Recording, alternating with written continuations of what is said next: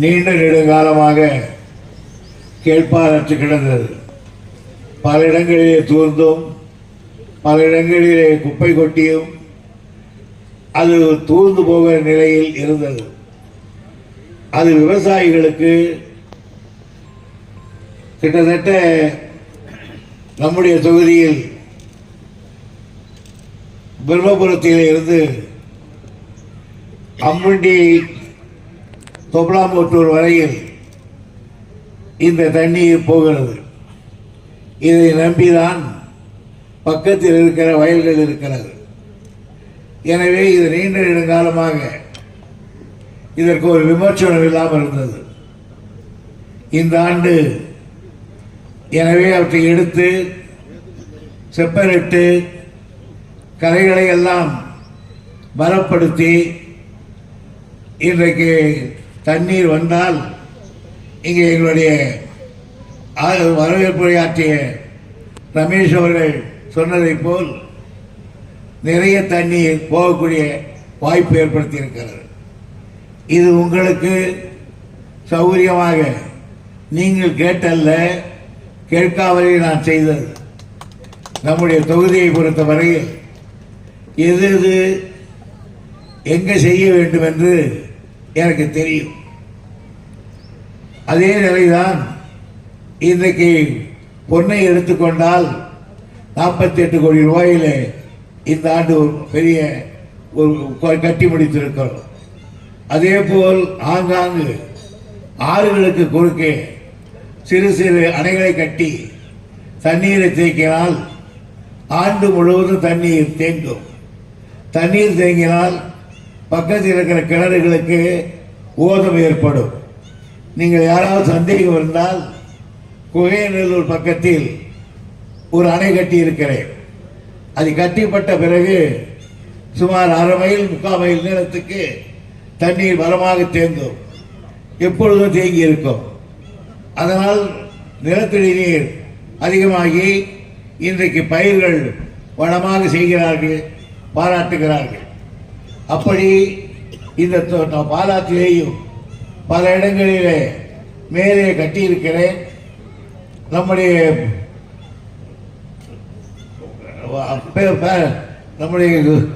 விருதம்பட்டுக்கு மேலே பல இடங்களில் கட்டப்பட்டிருக்கிறது. இந்த ஆண்டு இன்னும் சில இடங்களில் கட்டுவேன். அதே போன்று இந்த பாண்டியன் மடங்கு இது நம்முடைய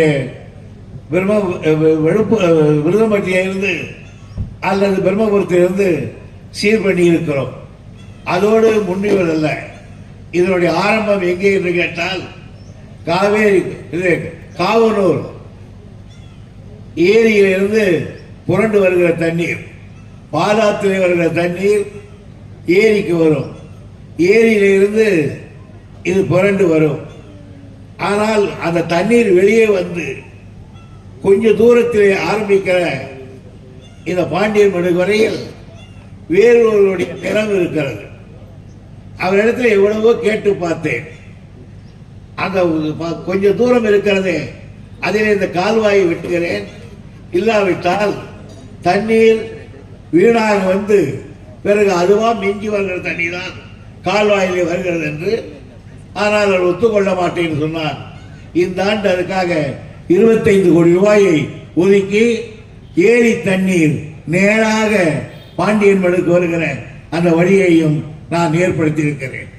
அதே போல் காவனூருக்கு கீழே விரும்புகிற வரையில் இருக்கிற அந்த கால்வாயையும் சீர் பண்ணுவதற்கு வேண்டிய நடவடிக்கை எடுத்துக் கொண்டிருக்கிறோம்.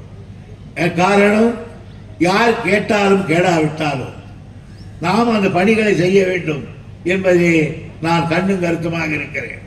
நம்முடைய தொகுதியை பொறுத்தவரையில் விவசாயிகள், தொழிலாளர்கள், தாய்மார்கள் அனைவரும் நல்ல முறையில் இருப்பதற்கு வேண்டிய திட்டங்களை தீட்டுவது என்னுடைய கடமைதான்.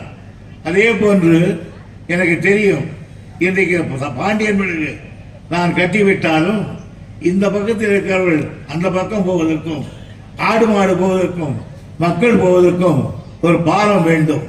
ஆகையினால் அதையும் சரியான இடத்தில் விரும்பபுரம் உங்க ஊர் இரண்டுக்கும் பயன்படுகிற வரையில் அதன் மீது ஒரு பாலம் கட்டப்படும் என்பதையும் இன்றைக்கு நான் உங்களுக்கு தெரிவித்துக் கொள்கிறேன்.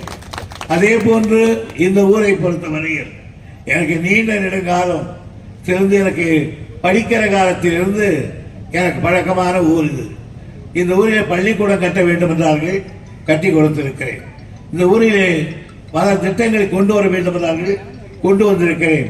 அது மட்டும் இல்லாமல் நீண்ட நெடுங்காலமாக இந்த ஊரில் ஒரு கோரிக்கை, எப்படியாவது ஒரு மாட்டு ஆஸ்பத்திரி வேண்டும் என்பது இவங்க இருக்கிற விவசாயிகளுடைய ஒரு கோரிக்கையாகும். ஆக இந்த ஆண்டு எப்படியாவது அந்த மந்திரிடத்தில் கெஞ்சி கூத்தாடியாவது ஒரு மாட்டு ஆஸ்பத்திரி கொண்டு வர வேண்டும் என்று நினைக்கிறேன். என்னுடைய முயற்சி வெல்லும் என்று நினைக்கிறேன்.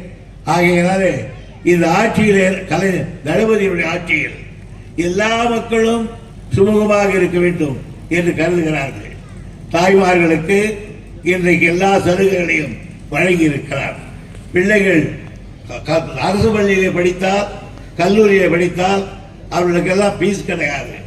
அவர்களுக்கெல்லாம் 1000 ரூபாய் பிள்ளைகளுக்கு கொடுக்கிறார்கள். படிக்கிற பெண்ணுக்கு, படிக்கிற பையனா இருந்தாலும் 1000 ரூபாய், அம்மாவுக்கு 1000 ரூபாய்.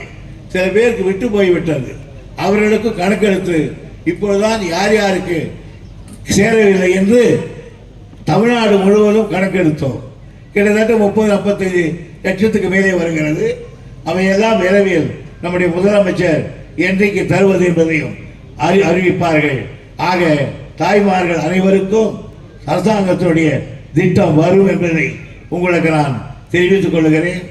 எனவே என்னை பொறுத்த வரையில் இந்த தொகுதியில் எந்த திட்டமானாலும் அது என்னால் கொண்டு வரப்பட்டது. உங்களுக்கு தெரியும், போய் பாருங்கள்.